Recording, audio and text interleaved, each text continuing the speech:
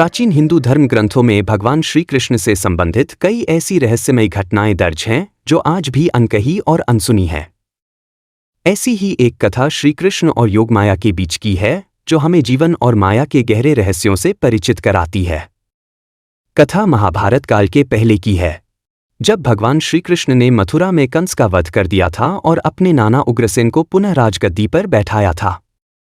कंस के वध के पश्चात मथुरा के लोग खुश तो थे, लेकिन उन्हें यह डर भी था कि कंस का मित्र मगधराज जरासंध मथुरा पर आक्रमण कर सकता है। श्री कृष्ण यह भली भांति जानते थे कि जरासंध एक महान योद्धा है और उसके पास विशाल सेना है जिसे मथुरा जैसे छोटे राज्य के लिए हराना कठिन हो सकता है। लेकिन श्री कृष्ण को कहीं और की चिंता थी। उन्होंने अपने बाल्यकाल में देखा था कि मथुरा के आसपास के जंगलों में अदृश्य शक्तियों का निवास है। इनमें से एक योगमाया नामक देवी थीं, जिनकी शक्ति अद्वितीय थी। वे अपने समय की सबसे प्रबल माया थीं और भगवान विष्णु ने स्वयं उन्हें एक बार कहा था कि समय आने पर वे श्री कृष्ण के कार्यों में सहायता करेंगी। श्री कृष्ण ने मथुरा को जरासंध के आक्रमण से सुरक्षित रखने के लिए एक योजना बनाई। उन्होंने योगमाया से संपर्क साधा और उनसे मथुरा की रक्षा के लिए सहायता मांगी। योगमाया ने उनकी बात सुनी और कहा, हे वासुदेव, मैं आपकी सहायता अवश्य करूंगी, परंतु इसके लिए आपको एक विशेष कार्य करना होगा। इस कार्य में आपको अपने अस्तित्व के साथ एक गूढ़ खेल खेलना होगा। श्री कृष्ण ने योगमाया के इस शर्त को स्वीकार कर लिया। योगमाया ने मथुरा के चारों ओर एक अदृश्य ढाल रच दी, जिससे कोई भी बाहरी शक्ति मथुरा में प्रवेश नहीं कर सकती थी। इस ढाल के प्रभाव से मथुरा की सेना अजेय हो गई और जरासंध की बार बार की गई 18 आक्रमण प्रयास असफल रहे। लेकिन असली रहस्य तब सामने आया जब श्री कृष्ण ने योगमाया से किए गए वादे को पूरा किया।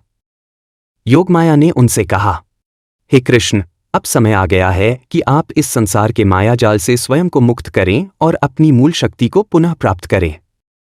इस कार्य के लिए आपको अपने योगबल का उपयोग करके अपने रूप को विभाजित करना होगा। एक रूप इस संसार के लिए होगा और दूसरा रूप योगमाया के मायाजाल में प्रवेश करेगा।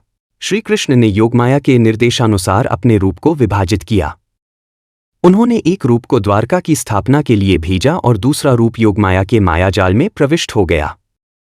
यह रूप युगों तक अदृश्य रहा और केवल वेदांत और तंत्र शास्त्रों में इस रहस्य का उल्लेख मिलता है। इस रूप का उद्देश्य केवल एक था, योगमाया की शक्ति को समाहित करके उसे नियंत्रित करना और इस संसार को माया से मुक्त करना। श्री कृष्ण का यह रहस्यमय रूप आज भी इस संसार में योगमाया के साथ अस्तित्व में है और यह केवल उन महान तपस्वियों और योगियों को दर्शन देता है जिन्होंने अपने भीतर की माया को जीत लिया है। कहा जाता है कि कलयुग के अंत में जब भगवान विष्णु कल की अवतार धारण करेंगे, तब यह रूप पुनः प्रकट होगा और संसार को माया के बंधन से मुक्त करेगा। अंतिम शब्द, यह कथा श्री कृष्ण के जीवन के उस गहरे रहस्य को उजागर करती है जो उन्होंने योगमाया के साथ मिलकर रचा था। यह कथा हमें बताती है कि भगवान की लीला केवल इस संसार तक सीमित नहीं है, बल्कि वह माया और योग की असीमित शक्तियों से जुड़ी है। यह कथा इस तथ्य को भी प्रकट करती है कि माया और योग के बीच एक गूढ़ संबंध है, जिसे समझना साधारण मानव के बस की बात नहीं है।